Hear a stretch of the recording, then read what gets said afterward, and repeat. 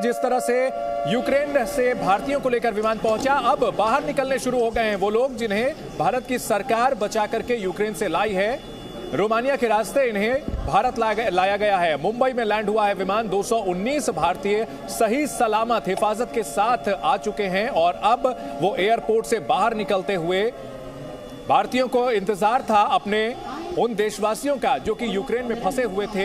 Air space बंद होने की वजह से उन्हें लाने की कवायद में थोड़ी देरी हो रही थी, लेकिन भारत सरकार उन्हें रोमानिया के रास्ते लेकर के आई है। इस वक्त की बड़ी खबर, और ये वो लोग हैं जो कि यूक्रेन से सही सलामत लाए गए हैं। युद्धग्रस्त क्षेत्र से बाहर निकलने की खुशी इनके चेहरों पर साफ झलक रही है।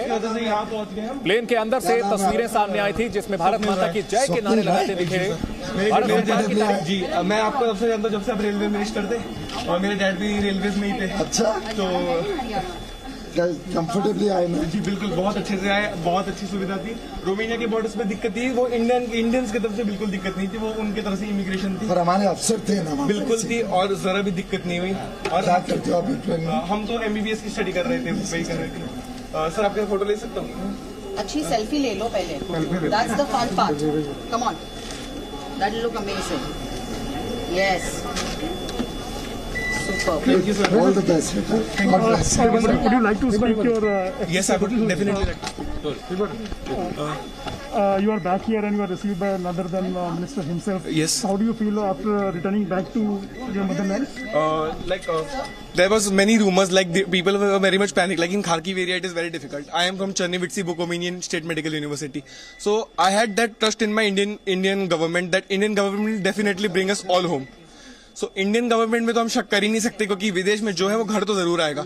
तो हमें डर तो जरूर बिल्कुल नहीं था। हाँ, एक सुबह जब खारकीव पे बम फटे तो हमें था कि यार अब क्या होगा, हम वापस कैसे आएंगे, लेकिन हमें था कि हमारी सरकार कुछ ना कुछ तो कर ही लेगी यार, हम भारत से हम कभी ना कभी मतलब वापस तो जरूर आएंगे।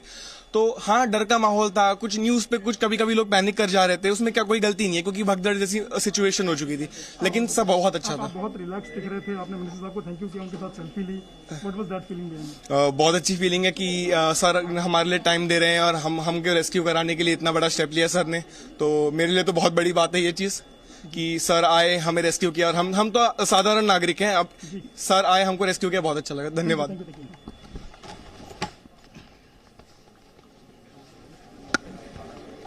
तो यूक्रेन से लौटे छात्र ने यह बताया कि उन्हें सरकार पर पूरा भरोसा था कि सरकार उनका रेस्क्यू जरूर करेगी।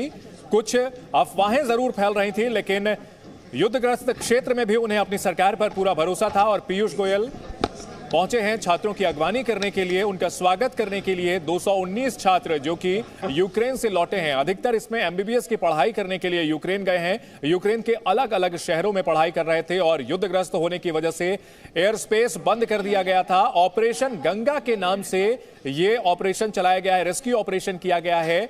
भारत के लोग जो फंसे हुए थे यूक्रेन में, उन्हें वापस निकालने की कवायद शुरू हो गई है। पहला जत्था पहुंच चुका है। 219 भारतीय इस विमान में शामिल थे जो कि रोमानिया के रास्ते लाए गए हैं। इनके चेहरे पर स्वदेश वापसी की खुशी साफ साफ झलक रही है, राहत दिख रही है। युद्धग्रस्त क्षेत्र में थे जहां पर कई जगह बमबारी भी हो रही थी, बेचैनी जरूर थी, लेकिन अपनी सरकार पर, अपने देश पर पूरा भरोसा था कि देश उन्हें अकेला नहीं छोड़ेगा, और हुआ भी यही। 219 भारतीयों को वापस लाया गया है यूक्रेन से। भारत सरकार ने ऑपरेशन गंगा शुरू किया। भारत के जो लोग यूक्रेन में फंसे हुए हैं उन्हें वापस लाने के लिए एक सिलसिलेवार तरीके से ऑपरेशन चलाया गया। जो लोग वहां फंसे हुए थे उन्हें बॉर्डर पर लाया गया। दूसरे देशों के रास्ते एयर इंडिया का विमान भेज करके उन्हें मंगाया गया। यूक्रेन से भारतीयों को लाने के लिए ऑपरेशन गंगा, इसकी कामयाबी की पहली मिसाल 219 छात्र भारत पहुंच चुके हैं और उनका स्वागत करने के लिए खुद केंद्रीय मंत्री पीयूष गोयल भी पहुंचे हैं। छात्रों ने खुशी जताई है, साथ साथ सरकार पर पूरा भरोसा होने का दावा किया और कहा कि भारत की सरकार अपने लोगों को कतई छोड़ नहीं सकती, और ये भरोसा उन्हें पहले भी था और इस भरोसे पर सरकार खरी उतरी है। विमान के अंदर की तस्वीर, छात्रों के चेहरे पर खुशी, भारत माता की जय के नारे लगाते हुए छात्र। हालांकि इनका यह कहना है कि कुछ लोगों में बेचैनी थी, कुछ अफवाहें भी फैल रही थी। नरेंद्र मोदी जी लगातार चिंता में थे कैसे हमारे सब भाई बहन, हमारे बच्चे, हमारे नागरिक सुरक्षित देश में जल्द से जल्द वापस आ सके। हमें निरंतर हमारे फॉरेन मिनिस्टर डॉक्टर जयशंकर संपर्क साधे हुए थे सभी देशों के साथ, रशिया, यूक्रेन और आसपास के सभी देश, सबके साथ उनकी बातचीत चल रही थी और पूरे रूट्स बनाए गए।